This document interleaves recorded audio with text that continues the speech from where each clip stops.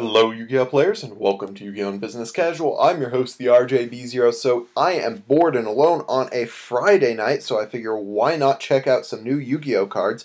I'm going to try and totally fry my computer by recording a video, uploading a video, and exporting a video all at the same time. But I think it's worth it because I'm looking at 5 cards from Dragons of Legend that I think are super cool, but have just been totally overlooked by the online Yu-Gi-Oh community. I'm just going to try and go through each one of them quickly so I don't take up too much of your time. I just want to point these out because I think that they're super cool cards. So the first one is a normal spell card, Ayers Rock Sunrise. I'm sure I am mispronouncing the name of that rock.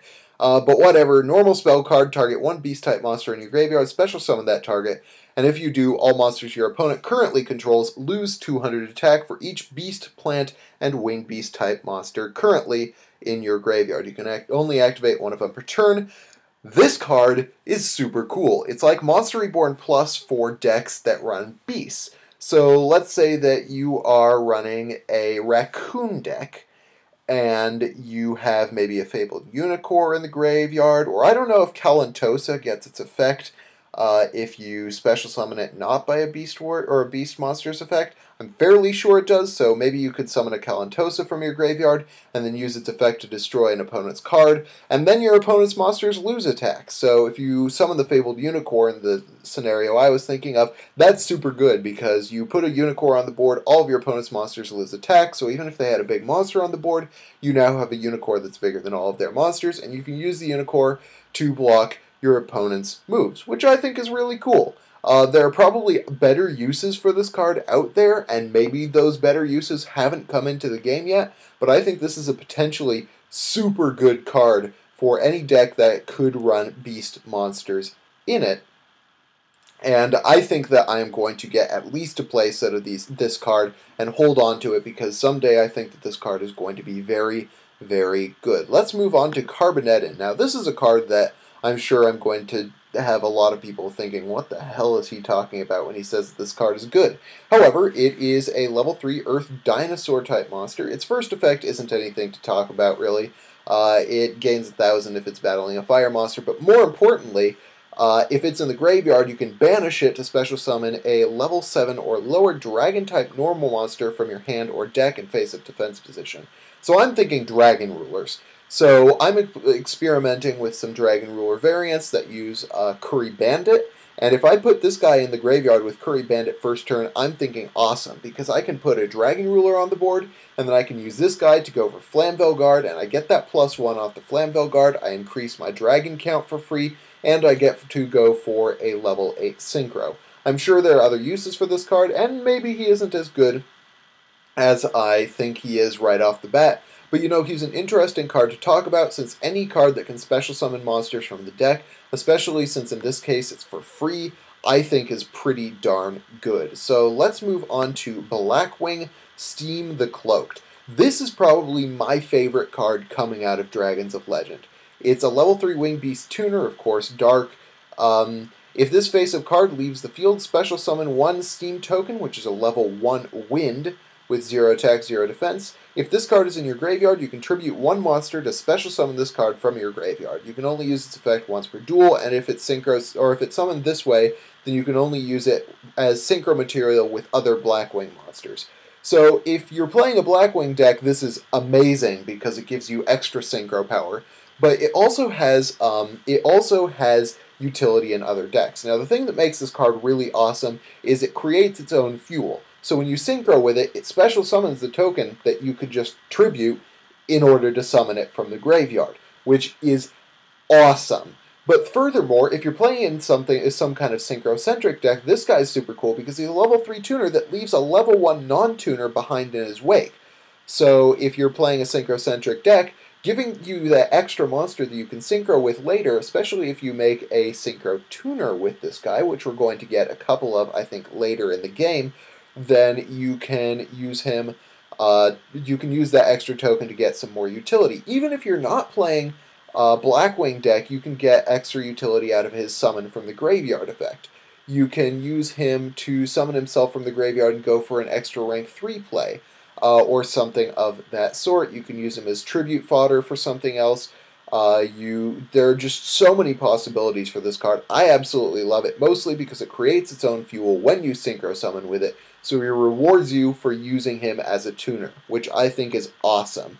Let's move on to Train Signal Red. This is a level 3 Earth machine non-tuner with 1,000 attack. First off, that signals to me that it is a potential Crane target in a Crane plant deck, which I think is absolutely totally super cool. But he also has some extra synergy with that deck that I want to talk about after I get to his effect. So his effect is when your opponent's monster declares an attack, you can special summon this card from your hand, and if you do, this card becomes the attack target, and you proceed to the damage calculation.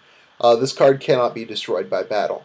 So this card is really cool because it is a Battle Fader Plus. So if your opponent attacks you directly, you can summon this card from your hand. It can't be destroyed by battle, so it protects you for turns after your first time summoning it, not just during the turn where you summon it. It is still vulnerable to things like Solemn Warning and things that can destroy monsters by card effect, but it's super cool in that respect. However, there are other ways that you can use this. For instance, if you're running a Crane plant deck, for instance, and you summon Mathematician to send Dandelion to the graveyard, and your opponent has attacked your tokens, and then they go after attacking your Mathematician, you can summon this guy from your hand, and then the attack goes to him, and if that's your opponent's last monster that they can attack with, the next turn you can overlay this guy into Melee and use Melee to start getting your plant plays across. You can use this guy in a variety of other situations involving ways that you can utilize him as Xyz or Synchro material, but I just think he's a super cool card because he can save monsters,